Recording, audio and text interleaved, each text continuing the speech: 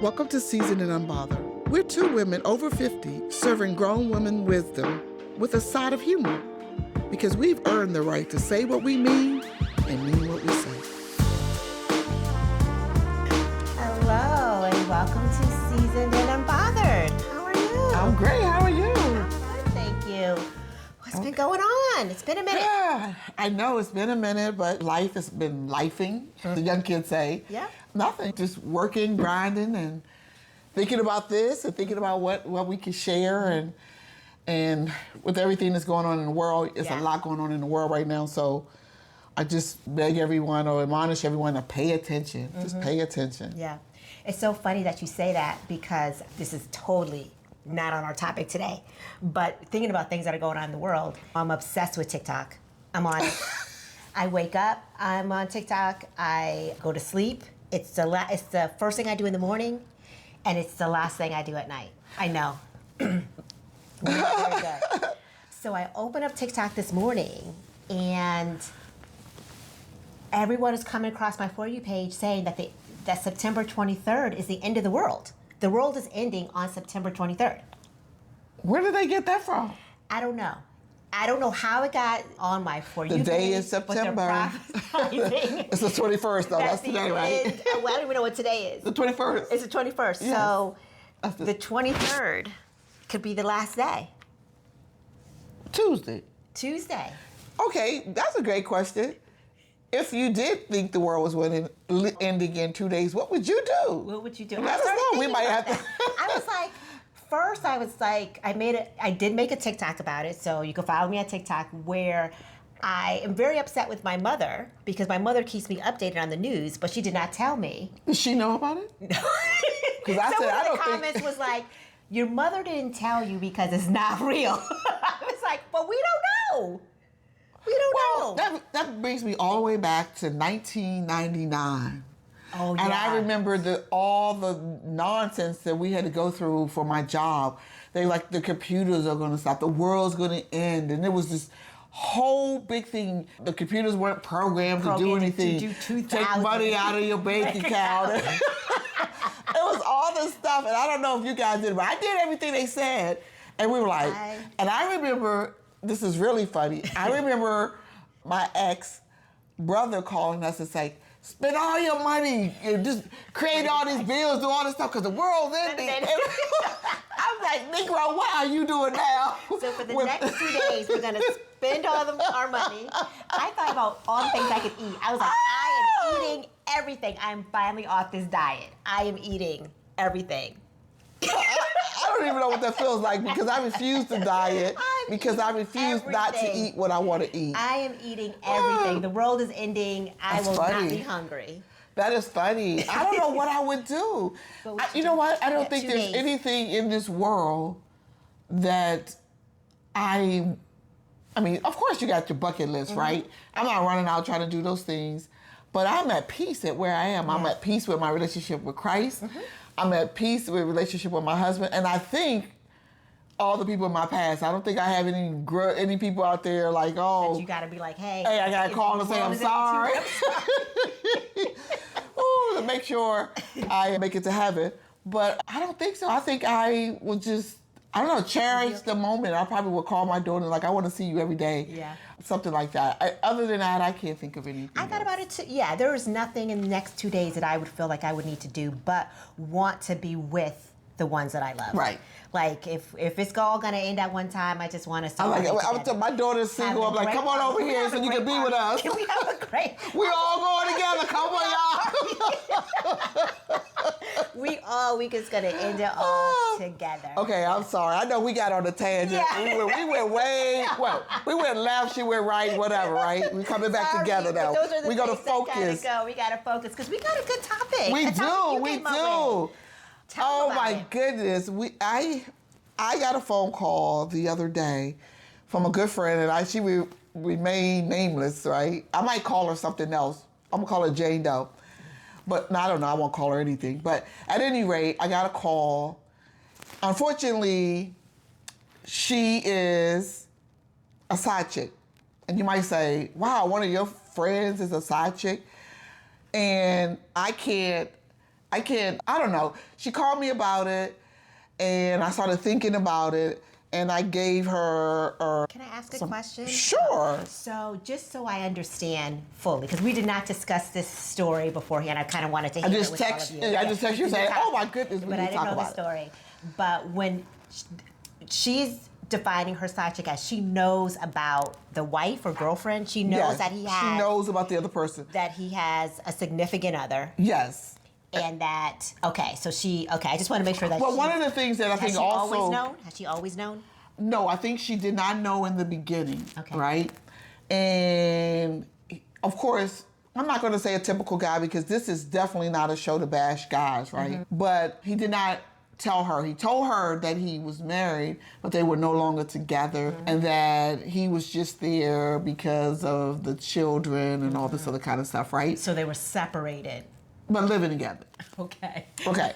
So, but at any rate, the reason why also it struck a chord with me is because I don't know if you all heard about the story in Atlanta, and I can't quote it verbatim, but I know that there was a wife who went over to, she suspected that her husband was cheating, and she went over to the house of the woman, and the husband's car was there, but it was in the back. And I read this, so again, I'm hoping that it's true because I read it and I hope it was not false. But at any rate, she had the other key to the car, and so she moved the car to the front. The mistress, I'm gonna call her, saw it on her security cam, right? So she starts talking to the lady, not opening the door yet, but talking to her. And of course, they have this whole confrontation. She opens the door for some reason. I don't know why. And they get into it. She shoots the wife. The wife leaves. She shoots her in the stomach. The wife leaves. She flags down a police officer, but she ends up dying. And my whole thing with some of the questions I had about being a side chick, and I'm going to speak very raw and clear. I've not that I'm proud of, but I've been the side chick. I've been the wife that had to deal with a side chick. And so I've been on both sides of it. And I was young and immature, definitely young and immature. But with that being said, I don't know why the women want to deal with each other when truly the person who made the commitment to you is the person you should be dealing with. I agree a little bit. I have a little bit of a different take on it, just based on my thoughts, but I'll add that a little bit later. But just to go back to your friend who came to you, she come to you because she no longer wants to be the side chick? She's upset? Like, what happened? What made her call and talk to you about it? I wish she could call me. I wish she could call me, but she probably would not call me and tell me. She was upset because the wife called her. Okay. Mm-hmm. And the wife tried to convince her that they are together. Mm-hmm. And her stance is, if you're together, then how... First of all, why are you condoning his behavior? And you calling me. Shouldn't you be talking to him? My take on her was, your beef should not be with her. And if she's calling you, telling you, he's probably telling you fibs. I don't... Because what would she gain from that? First of all, to be the side chick, this is what I've learned. And this is something I learned personally. To be the side chick, that means I think you have to question your self-worth. Yeah. And I was able to talk to her about it from a very raw perspective. I said, look, been there, done this. You have to want more for yourself. You have to value yourself. You have to know your self-worth. You shouldn't be anyone's second choice or their backup plan or their side chick. I mean, don't you want more? Now, I know that there are women out there who say, they don't care, this is what I want because I don't want to settle down. But then you also have to realize that you are probably destroying a home and a family. That's my take on it. When I was young, I thought it was her problem. I don't think that it's just the man. And I think that statement is... That's your self-worth, though. Yeah, I would say I have... Dignity. Yeah. to my knowledge, I have never knowingly been a side chick.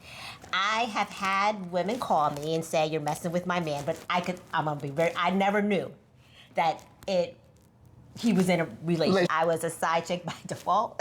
Never knowingly, yes. Never knowingly by it. But of course, I've also been cheated on. I think to be a woman in dating, I haven't met a woman, and again, this is not to bash men, so I'm not even going to say I've never known a man that didn't cheat. Because women cheat too. Women cheat too. I have been cheated on, and I've been a side chick by default. I've had 2 occasions, actually 3. I mean, I've had someone actually, I remember back in my early 20s, this girl was calling my job. She was calling my job. I've been that crazy woman before. Yeah. I've been that crazy woman where I'm stalking the girl, I'm following it, I'm going to her house, looking for his car. Girl, let me tell y'all something. This is really funny. I drove. I did not know this woman. We wanted to catch him lying. I drove to New York with a strange woman in her car, not even knowing her. She was the wife and I was the side chick. To catch the other To catch guy? the husband. Oh, catch the husband with another chick? No, to confront him. Girl, crazy. Crazy.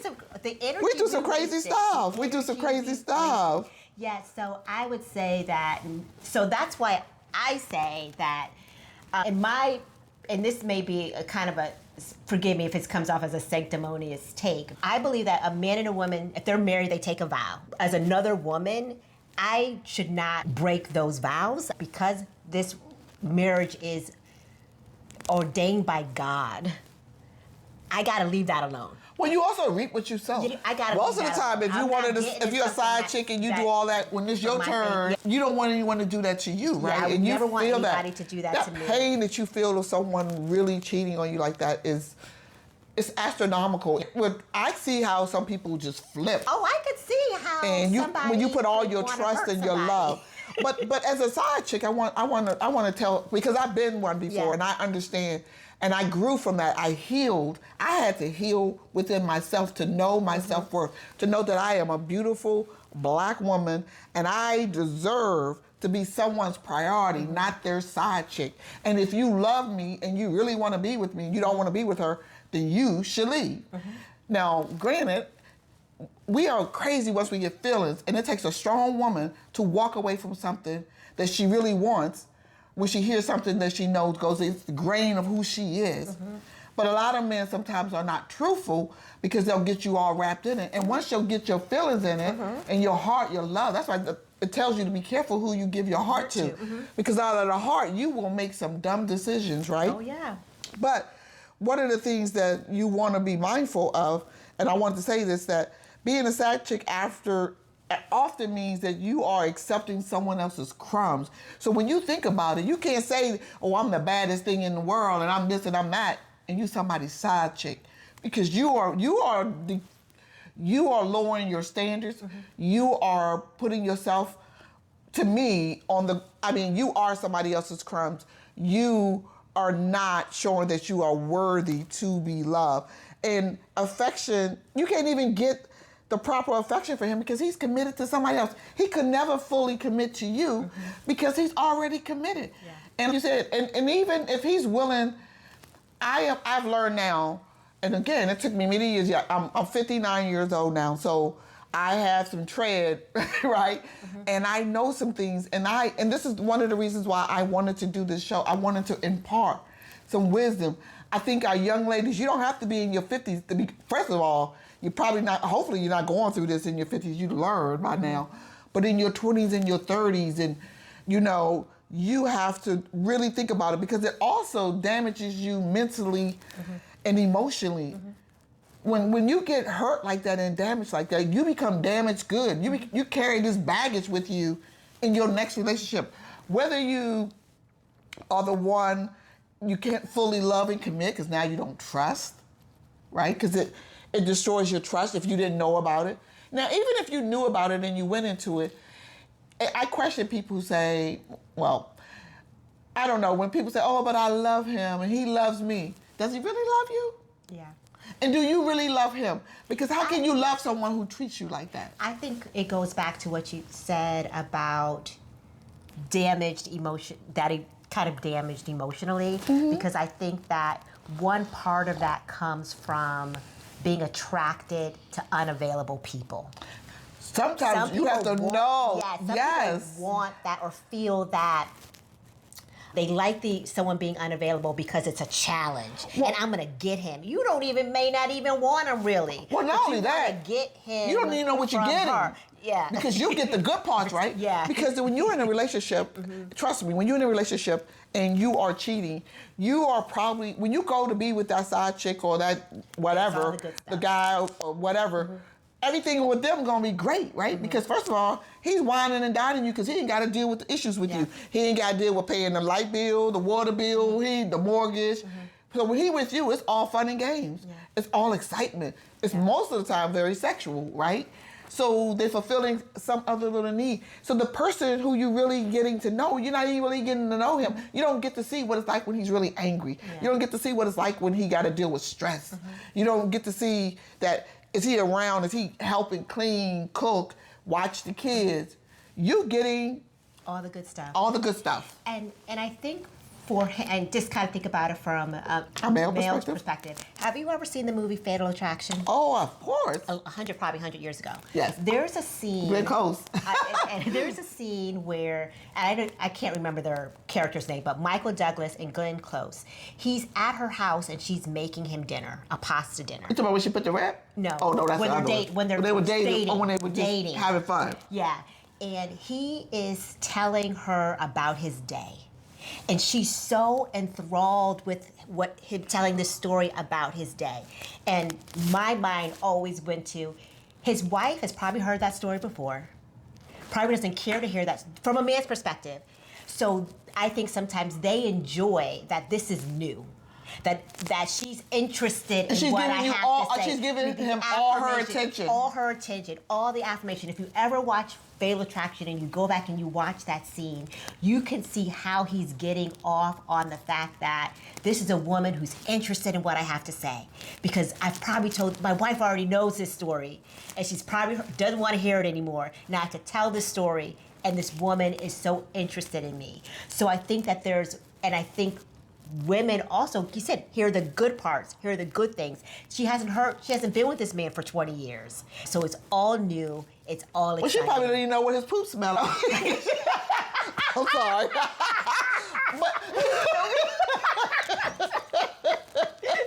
Ooh, she might change her mind. Okay. No, just kidding. That is interesting. But what they say that, I remember a pastor saying that you have to be careful, you have to have work boundaries too, right? Because when you go to work and you expressing your issues at home, and this person is comforting you, and then they rubbing your back. The work wife, the work husband. Yes, I had someone recently call somebody my work husband. I said, don't use that term. Yeah. I said, because that's not a term of endearment. Yeah. That is disrespectful.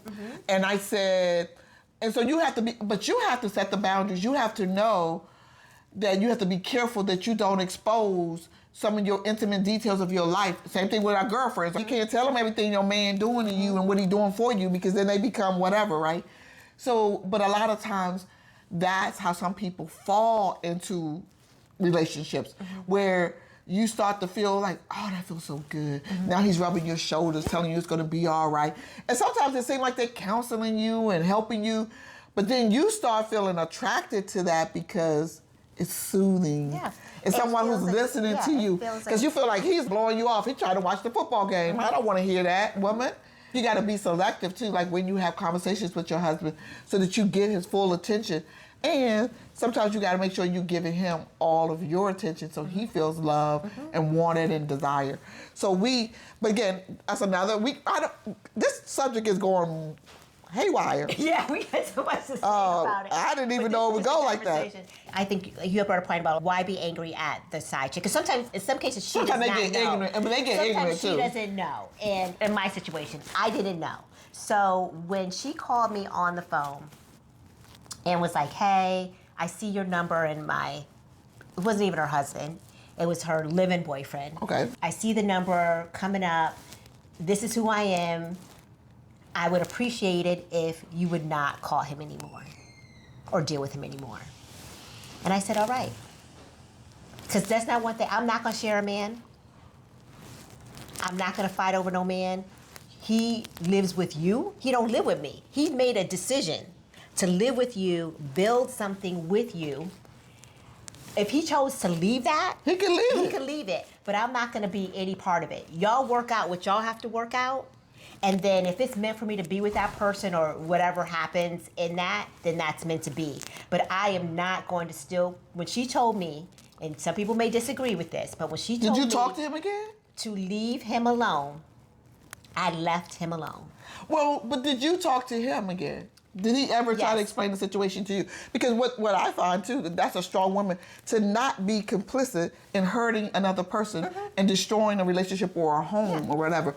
And from that point on too, you're probably feeling like, do I even want to be with you? I don't want someone who's gonna lie to me. That was the one thing was going through my mind, is that he had me thinking we was gonna be a thing. Like, you the one, girl. I was the one. And then to have some woman call me, and I don't know what this stage, they could have been wherever. It was from his phone, his number. Okay. She called you from his phone? From his phone. That's why I picked up, because it was his name on it. So I was like, hey, boo. And then she was, hey, it's me. It's not him, it's me. I was like, okay. Who are you? Who are you? I am this person. I live with him. We are in a relationship. Leave him alone. I did that before. I was the woman who had made the phone call, and she continued to talk to him and see him. And then that's when you become angry at her, right? But you still can't blame her, because you now know that he's doing that and you still with him. Yeah. So how can you be mad at her? And it was so interesting. It was, I'm trying to think back to that call. I don't think she was mad at me in a way. I think she wanted you to know. No, yeah, and I think she knew that I didn't know. But I think also, but something about that. She wanted you to just leave him alone so she could have him, right? But you probably weren't the first, and you probably weren't going to be the last. Yeah. I mean, that's why I said it's for that. I don't want drama. I'm very drama. I was drama filled back in the day. And I'm not going to share a man. And that's probably why I have the peace now. My husband and I, we talked about, I told him, this is another thing. Like I said, I told you I rode up there before. I went to a woman's house before.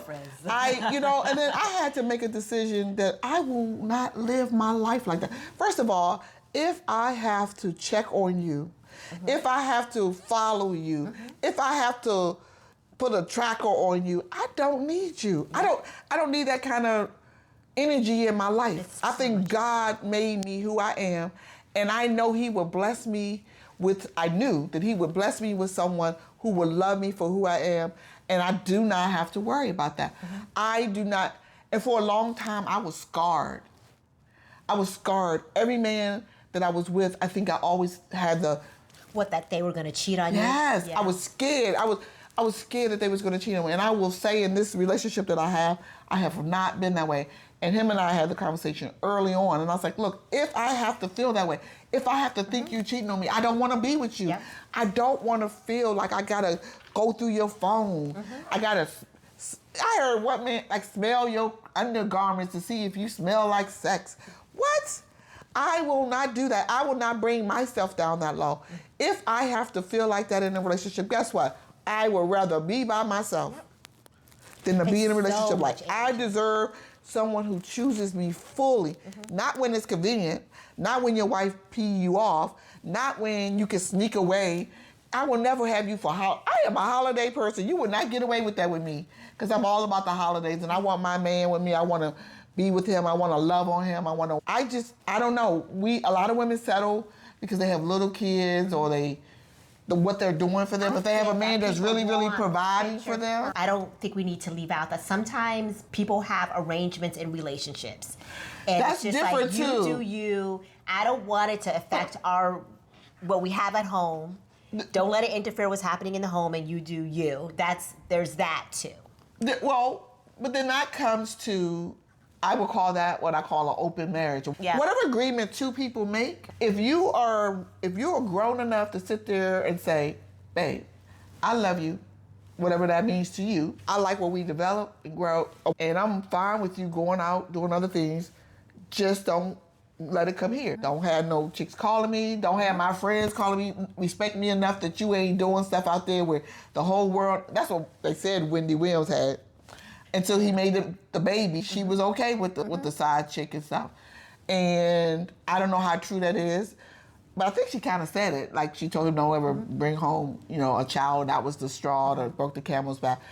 But if that's what two people decide, I'm okay with that. Because that's for you. That's not for me. I don't agree with it. But then are you going to still be open enough with that other woman that you meet and say, look, we have an open relationship. We decided that we want to raise our kids together under the same roof. Be honest. We sleep together every now and then or whatever the case may be. Because I don't believe, well, I guess you could live in the same house, but if a man was living in the same, at this day and age, if a man was living in the same house with his wife, to me, that would be off limits. I don't care if y'all claim y'all separated, not together. Yeah, I don't want any part of that. Divorce papers. I would need to see divorce papers. I don't know about divorce papers. I don't want to be, I need to, or legally separated. Legally separated can work. I need some sort of legality just because of that. But I bring up, I think another point that you brought up that I thought was really interesting was how culture and society has glamorized side chicks. Goodness. And what you can get and not have to be married and all those things. I think that we make it easy for men. Yeah. I don't know how many men do it. I believe there are men who are the side man or whatever, or boy or play toy or whatever. What's the name? There is no name because it's not hardly exists. You don't think that exists? It does exist, but there's no name for it because it's stuff that men. I think women. We put names. Oh my goodness, that's a good point. Yeah. One of my pastors one time spoke on this. He said we put names on things to make them cute. For instance, even affairs. The word is infidelity, and the word is we glamorize even a man, even adultery. We glamorize it, right? And we call it side chick. Yeah. Affair. Because nobody want to hear the harsh words. It's a cutesy way of saying that you're an adulterer if you're married. Yes. I think, and I also because who want to be called you an adulterer? And I don't think women, if there is a married woman that has a side man, a man is not going to make up a term. This is not something I don't think men do. They're not. There's no name for it. But I do. A gigolo? A gigolo? No, not quite. Just to get paid for it. She's a rich, wealthy woman paying for it. But men often are, they on this one, I think there are a lot of women out there doing it, and the men don't get, it's not exposed enough. Maybe, I'm sure it's not more than men, but. Well, I sent you the article where, how do they describe it? It was very interesting how they described it. They was like, a man catches his girlfriend who's married. He called him his girlfriend. A man catches his girlfriend who's married and shoots the husband, kind of very similar to that. Yes. And I think he got like 16 years or something for that. But it was him. Remember the astronaut? She drove all the way down to Florida with a diaper on, y'all, to kill the wife. Yeah. That's crazy. And that's the other thing where you don't realize as a man, you also putting your family in jeopardy because women get these emotional feelings and they go crazy. If you watch the show on, I want to give them credit, I think it's on, no, not on, TV One, Fatal Attraction. And it's a lot of that. It's a lot of the side chick or the triangle, the husband, the boyfriend of the wife, and they always want to kill the other person. Yeah, I'm thinking that that's the answer. I don't know why divorce is not the answer, but they want to get rid of them, kill them, and that's why love, love takes over the edge, or I don't even know if it's love. It's not love. It's I don't know what. It's not real love, because real love doesn't come with conditions and secrecy and second place. You should never be a backup plan. You are the main character in your life, and you should make sure that everyone treats you as such. Yeah. You must want that for yourself. And for women, this is the other thing too. I remember when I was young, the reason why I think I accepted it a little bit, I'll be very honest, I didn't have role models. I didn't see a healthy marriage. I didn't see a healthy relationship. I love my uncles and all that. I don't know if they're going to ever see the show. But most of them, when I was young, I just remember them. With various I remember seeing various women. I remember seeing the main girl, but I always did seeing somebody else. And I never forget, I was a daddy's girl, and I was young. My father died when I was young, or got killed when I was young. But I remember he took me, and I'm going to say this for lack of a better word, and he took me with him to see his side chick. I didn't understand what that was, right? I just told Mommy, we saw the white lady today. Needless to say, my daddy didn't take me with him anymore. Of course. But I didn't know. I just, and then, so it's just kind of weird, right? And I remember growing up thinking, all men are dogs. All men are dogs. I thought that as a young girl, that all men were dogs. And I always was like, they're never going to be faithful. But I do know that there are some faithful men out there. And there are awesome men who knows how to love and treat a woman and be right in the relationship. But we, again, as women, I think we gotta make that side chick thing because I think unfavorable. The culture it shouldn't be fashionable. Society makes it seem like the side chick could win at the end, you know. But I've always look at Alicia Keys. Yeah, she won, right? That's what they say. But I've always heard this many times is that you lose them how you got them. I believe it's a great, because this is what I say about that. If he's unfaithful to you, same thing I say about deadbeat dads and whatever. I was very, very adamant because I raised my daughter for a little while by myself, and I was adamant that I did not want a man who did not take care of his kids. And if you told me you had kids, but you weren't taking care of your kids, I was no longer interested. Because I always felt that if you do it to one child, when you with me, you loving on the child, you there, you whatever. But if we break up, it's your child, would you still be there for your child? How could you turn your back on your child? Now, I know some women drive men crazy and they make it really hard, but I believe that that's a battle worth fighting. And you must fight for your child. You must show your child that you love them. And my husband have 3 young, beautiful girls, and I remember when I met them, they were 8, 10, and 12, and I loved, one of the things I think helped me fall in love with him was watching him with his daughters and the sacrifice he made. And he told me when I met him that his greatest desire in life was to put them through college, to raise them and put them through college. He was there, he picked them up, he went to school things, he went whatever.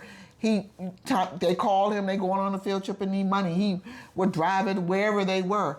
I just saw the sacrifices. And to be honest with you, just the other day I asked him, I say, we were engaged for 15 years. We were together for 15 years, engaged for 8 years. Why? I say, what took you so long to marry me? He said, I told you I want to put my girls through college. And then I never even thought about it. We literally got married the year after he put the last one through college. Can I bring it back to your friend? Yes. I know she's going to watch this. What's your advice to her? I just need a question. Okay. So the wife called her. Yes. And so her thought is like, what do I do now? Her thought was, should she believe her? Oh, that they're still together. That they're still together. And I would say my advice is doesn't matter. Well, she's already settled on, I'm in love with him, I love him, he loves me. And I told her, I said, if he's not willing, my advice to her was, if he's not willing to, first of all, if she's still living there and she's calling you, if he really loves you, or if he really is not with her, maybe it's time for him to make that sacrifice and make that move. And I would let his actions speak before I make any decision to see him again. Like, you got to leave that environment, because then I'll know you're not with her. I would say being in love with someone doesn't mean you stay with someone. She could say, I love him. I know what she's feeling. Yes, she loves that man. It doesn't mean that he's right for her. Just because you love somebody doesn't make them right for you. Well, you've invested. I think sometimes people, you make an investment. Just like some people stay in bad marriages, right? But you ask, like, what is my thought? But I would say, and this may come up, I don't want to be judgy, but you're talking about investing in someone who's is already invested, so is already invested in somebody else. It's already invested. Yes, I get that. We can't be all. I think it's a cycle manipulation because they're manipulating you to be in a relationship because they know you got feelings for. If they really love you, love me enough to leave me if you're not ready to leave her. But we can't put that on another. You can't put that on another person because we know how it is. We know how it is. Okay, so I would say my advice would be: I know you were in love with this man. I know you feel like you've invested in this man. However, I think that it may be time to step away. Doesn't mean you step away forever, and let him get his stuff together, which I believe would be leaving his marriage. Because it was almost a thing where it's cheaper to keep her, right? Like, can you really afford to take care of your children, her, and yourself? But sometimes maybe that's the reason you should stay and fight for your marriage, right? Because that's part of the commitment you made. Yeah, I would say if the wife called and said, what he's telling you is not true, we are still together, I think there's some truth in that. We may not want to believe it, but I think there's some truth in that. And then this is a woman, and maybe because I'm recently married, I feel a little bit more with the wife. But I feel like this is a wife who wants to fight for this marriage. And maybe it's time for the wife to step away. Like it's very complicated because if you feel like you got to call another woman, then maybe it's time for you to maybe this marriage ain't worth fighting for either. And why are we leaving it up to him to make the decision? Right. She has to also look at her value, right? Yeah. Like, you know what? If you want to be stepping out on me, then maybe you need to go. Go try what you want to try. Yeah. And you'll hear from but some of that is also she has to. All of that brings on a whole lot of changes in your life, your lifestyle. Because if he's not here, can I take care of this big old house all by myself? No, I can't. How long? If you got children, he's gonna pay you money, do this and do that. But it can't be about all that. You really just got to do some soul searching. Yeah. I just want to bring up another topic, just as two mature women who have gone through a lot, and there may be some folks out there who are going through it or maybe, but what are some of the red flags that women should look at when it comes to dating and possibly being the side chick? Oh, well, first of all, I think God gave us intuition, and I'm telling you, your intuition is never wrong. Now, you have to be clear because we see life through a windshield, right? And we get all these, I'm gonna call them splatters, right? Of bugs or whatever, but those are from your life circumstances. You have to be clear that you're looking through a clear windshield, because a lot of times, sometimes you can be a little paranoid about things because you've been through things. And I was that way before. I always had one foot in, one foot out, because I always thought men wouldn't be faithful and wouldn't be whatever. So I was always scared to give it my all, to not have a plan B. I'll be honest, my mother told me have a plan B. She said, always have a plan B, always have some money saved, always do this and do that. But I would say now that you shouldn't do that. You should give it your all. The only way you're gonna know if something really could work is if you go in 100% with all you got. And if it doesn't work, you can walk away saying, I know I gave it my all, I know I loved him, I know I did this, I did that. And with your head up saying, it didn't work, right? Yeah. Because sometimes we get caught up in things because of shame, as far as a woman. But for the side chick, or for the woman who's with the guy who, first of all, if he can't, you can look at the holidays. And again, this is not a blanket thing that it fits all situations, but I right? do think holidays. But then I remember one guy told me he told me when he was at home his phone didn't work, right? And it dawned on me later, really. His reception and I believe was bad him. at the house. It dawned on me later. One day I talked to him, he was home all day long. And I was like, how's this phone working now, right? Yeah. So things like that. And then if they abruptly, like if you realize the pattern of... Cancel plans. Not only cancel plans, but the pattern of, I can only see you certain days at certain times. Yep. Right? Like you on a schedule. You on a blanket schedule with him. Red he flag. probably got a girlfriend or a wife, right? If you could only see it. And if he never takes you to his house. If you never meet his friends. Family. Now, I would say this about family. Sometimes family, y'all wrong. You wrong. And I've been there before. Oh, where family knows. Where family knows, or they'll bring you around. Mm-hmm. They'll bring the side chick around the family, and then the family knows that you are the side chick. That is the worst feeling in the world. I never forget my ex-husband. Oh, I probably shouldn't have said that. But I remember I found out that he... Well, they want me to cut it out? Nah, he'll never see this. But I remember when I found out that he had a child. Oh. Did not know he had a child. Everyone else knew he had a child. And let me tell you something. I love, and I still love, the people in his family. But I was hurt. Yeah. I was really hurt because when I found out when the baby was first born, him and I was dating when this baby was born. We weren't married yet. We were dating. And when that girl had the baby, we were long distance. He took the baby home. So everybody at home knew, home in Cincinnati. I just didn't know. And this 8 years into the child is 8 years old when I find out. That's heartbreaking. It was devastating. It's heartbreaking. So yes, so no. But back to the side chick. You know, and if you really have some doubt, it's probably true. It's probably true. It's probably true. And what you have to decide, this is another thing that I realized as a woman as a whole. If you're not gonna be mature, if you're not willing to know your worth and to know that if you find out that you're gonna leave, don't go digging. Some of us want to know just to know. For what? To bring all that pain and grief to yourself. If you are okay being a side chick, then be the side chick. But don't. Most of the side chicks do call the wife too sometimes, right? Because they want to ruin the relationship and they want to become the wife. But all I gotta say is don't be the side chick. Yeah. Know that God made you and created you, and that there's somebody out there for you and not somebody else's husband. Yeah. Truly, you just have to know that. And even if you don't see it, even if you don't feel it, and I'm going to even tell you, if you don't believe it, fake it until you make it. Know that you are. I am telling you that you are valuable, that you are loved, that you deserve more. You deserve more. And you got to love yourself more than you love any man. And you have to, I think that sums up to, you got to truly know what you want. You got to know that you want love, respect, and you want partnership. And if you know that, then you... Walk in your dignity. Yeah, you will avoid the side chick. Anything else before we go?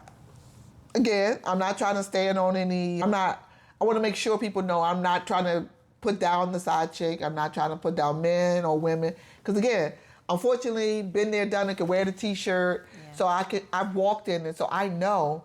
And I know what I have now, and I thank God that He healed me. He loved me and comforted me through the bad times to get me to where I am today. And it's a beautiful feeling. So again, I just want you to know that I love you, my friend, and that I will be there for you regardless of what you decide. But I hope and pray, and I will be praying for you, that you walk away. I think it's important to want to be someone's only choice, not a backup or the side chick. You should want to be their only choice. So, as we wrap this up, I want to thank you for spending time with us on this topic. If this video resonates with you, hit the like button and subscribe. Please share it with a friend. We want to get this podcast out there to as many people as possible. And of course, subscribe for more real conversations about midlife and all that comes with it. And again, we always like to end it by saying, until next time, continue to stay seasoned and unbothered.